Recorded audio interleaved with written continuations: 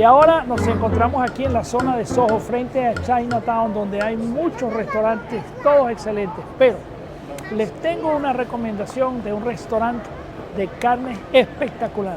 Fíjense, se llama Macellaio. Macellaio. Quiero que entren conmigo para que vean lo que es Macellaio. Macellaio, yeah. the best restaurant in all London. Yeah. The best steak, the best drink, la mejor carne, la mejor... Mira, enfoca esa carne. Yeah. I remember. He was sitting there. Of course, I was a good man. El restaurante italiano Macellaio. Macellaio quiere decir butcher, que es el equivalente en español a carnicero. Tú te sientas aquí, ellos te dicen los tipos de carne que tienen, tú escoges el peso y ellos te lo cocinan en esa parrilla a tu gusto. Así que si están en Londres algún día, vengan a Macellaio. ¡Salud!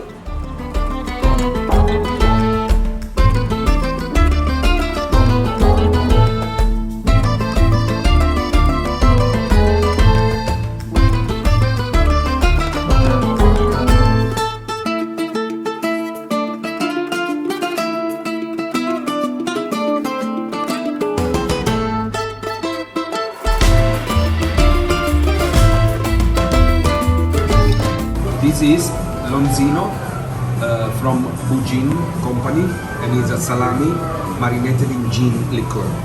So it's very tasty, it's very nice and elegant. And this is bruschetta with lardo di colonnata, which is the fat belly of the pork. Okay? Hazelnuts, honey, black pepper. Lardo di colonnata. Sì, molto importante in Italia. Questa è una cosa DOCG o DOC doc. Se googla lardo di colonnata va. Thank you. We have some other steaks on the menu as well. This one's not on the menu. This is we call the revolver. We have 500 grams and 700 grams with bone marrow. This is a fassona ribeye wrapped in prosciutto and lardo. And then we also have a 500 gram sirloin as well. Eat more beef. Beautiful. And this one? This is the English T-bone. Yes, very nice. Yeah. So we have the bloodlines of cattle are three. Bos Primogenus, where it all began, the auroch, a large animal, 7 feet tall, 6.5 feet at the shoulders, very, very mean, very, very angry. The last one was killed in Poland in 1627. Bos Primogenus was split into two distinct patterns, Bos Taurus, the western animals, Charolais, Limousin, Hereford, Angus, Frisian, Simmental, all the western animals that can do the cold, and then Bos Indicus, India Indicus, all the hot weather animals, Brahma, Zebu, all those big animals with the big hump on the back as well. Exactly.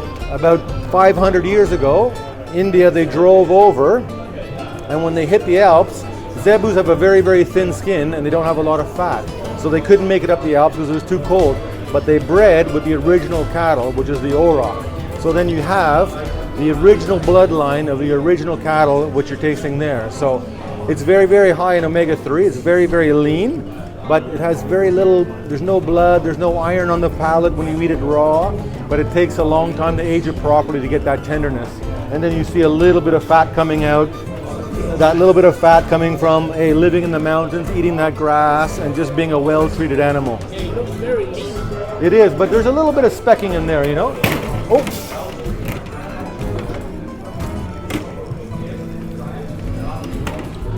You can see, now that's a female too, right? Because the male would not put any milk, any kind of fat on, because female cattle, that's what they do, they create fat. They eat grass, they make milk, right? And you can see a very, very nice trace and all throughout. So that means it was very, very well taken care of, and it put on fat very, very gently over a long period of time. That's what you want with cattle. You don't want a cattle to sit around and get fat. You want them to walk around and eat and enjoy that life. And then they put on that beautiful marbling. Because marbling, you don't get marbling with stress, right? Stress is the enemy of good beef. So if you have a stressful animal, Exactly, true, exactly the same. You don't get any kind of fat like that. You can tell it's a female, it's a little bit smaller, and it's a little bit older as well.